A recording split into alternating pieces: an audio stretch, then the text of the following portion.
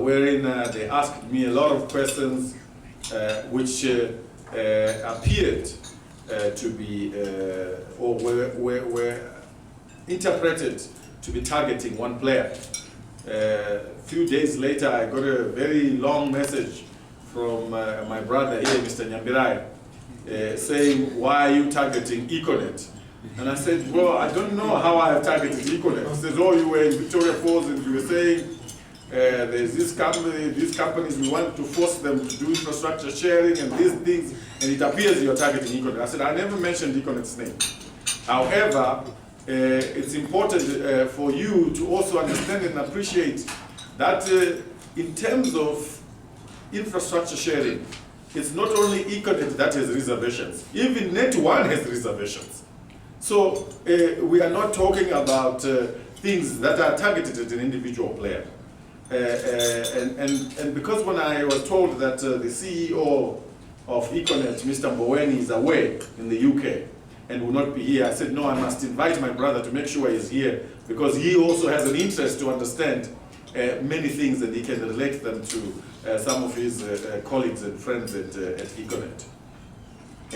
Because we need to clear this perception, ladies and gentlemen, that we are anti a particular company or anti-particular companies, or we favor state-owned enterprises in the telecommunications sector. Nothing could be further from the truth. We, as a ministry, are adjudicated or judged by the growth of the sector, not by the growth only of state-owned enterprises, but by the growth of the entire telecommunications industry. And when the telecommunications industry does well, our profile also rises as a ministry. And the regulator also gets a pat on the back because we will be doing a good job. So we have an interest in every company that is licensed under the laws of Zimbabwe by Portras to succeed, and to succeed extremely. No one is targeted. In fact, we are targeting everyone for better growth. Our targeting is very positive and not negative. This past week, I've been receiving a lot of calls. What do you think about Econet's decision to force suppliers to reduce their costs by 15%? What do you think about the cutting of salaries at Econet? What do you think about Econet getting rid of its SMS platform with new suppliers and creating its own? And I said, you need to understand that Econet is a business. And when a business sees threats, it reacts in a particular manner to serve itself, to remain commercially viable, and therefore, this may be what is going on. Oh, but what about the impact? There's a negative impact, there's this, they are using their muscle to abuse, they're using their market position to abuse everybody, including suppliers. I said, the market is choice. If you have issues, we have Telesom. If you have issues, we have Net1. This is the reason why we have allowed multiple players in the industry. So people can choose. If they are not happy with this one, they go to this one. But for us, the issue has not been what Econet is doing. The issue has been the signal that has been sent by Econet. That we have to reduce our salaries, we have to reduce costs, we have to tell suppliers whether you like it or not, you have to reduce your prices by 15%. That tells you there's something wrong. If they were doing well and the industry was doing well, we don't think that there will be that kind of development. So it is our responsibility to check what's going on, because we think that what's happening at Econet is also happening at other operators, but it's just not being pronounced in the media. And we want to get to the bottom of the problems that the telecommunications industry is facing, so that we can assist in coming up with solutions. But I actually believe that the solutions are with you. Perhaps we need to do certain things as government to ensure that we reduce the impact of the problems you're facing, or we get rid of those problems entirely.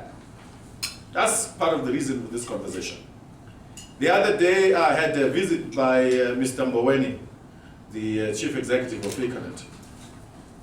And he says, you know, our revenues have come down, especially on the voice. And he says the main reason is the over-the-top services. Because everybody no longer uses our service of voice calling. Everybody is now using Viber calling, is now using WhatsApp calling, is now using Skype. So instead of us selling data so people can download, we are also now losing the voice revenue to data.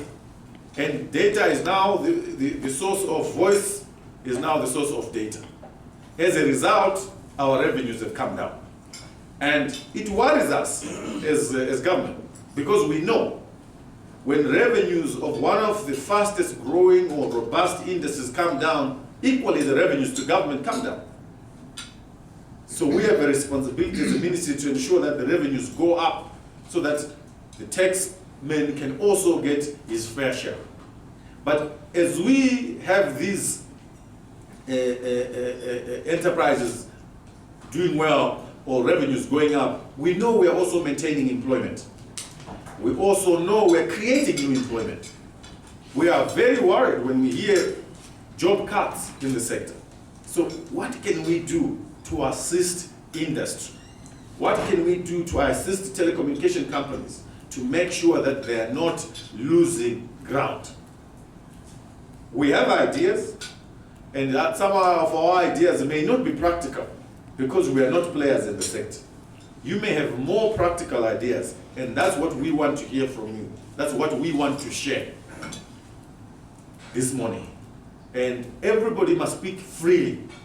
Even if you want to attack the regulator, I'm giving a license to do so today, and there will not be any consequences.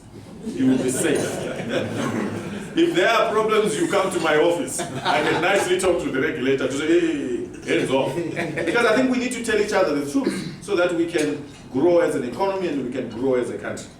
If we don't and we let things go the other direction, it's everybody at the end of the day who loses. So we have a responsibility to work together.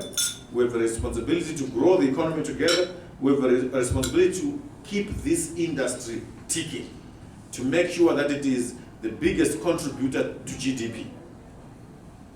Statistics have already proven that any 10% growth in the ICT sector results in 1.5% growth in the gross domestic product. So the more growth we get in the telecom sector and the ICT sector, the more growth we have for the global economy. And we want you guys to share with us openly, frankly, and see what we can do. It's one thing giving you an ultimatum to say within 90 days you must have reached an agreement and launched infrastructure sharing. That's what we want from this side. But what do you want from your side? Perhaps we're overpronouncing ourselves, but I don't think on this one we are. But the point I'm making is that we must have a platform where we even communicate on these matters and other matters without just having to give out orders. Do this, do that, do this. We must also understand what are your constraints. How can we deal with those constraints from a government point of view? So we must be able as government to use the power of government to make decisions and call on you to do something and give you ultimatums. But we must also be humble enough to listen to the sector, to listen to you who are at the center of running the industry on a daily basis. That is the objective. Now, I'm aware that a number of you will be very afraid to say things in front of the media. And we want to make sure that you have the freedom to say things that you'd like to say. So I'm going to be very unkind to some of my friends from the media. Because they've had the breakfast, I can now happily ask them to excuse us for a couple of minutes, maybe an hour and a half. And if they still have a lot of interest in what we have discussed, sure, they'll be meeting CEOs as they go out They're meeting me, the regulator, the deputy minister, to ask questions. Now, I know everyone from the media who's here. So I'm now asking everyone who I know to leave the room so we can have our conversation. And then you can wait for us, then we can invite you back, or you can see us as we walk out if you have any questions. So that, in a nutshell, ladies and gentlemen, I want to thank you for coming. More importantly, I want to thank you for opening up, which you are going to do. So all members of the media, thank you very much for coming. You can just wait outside.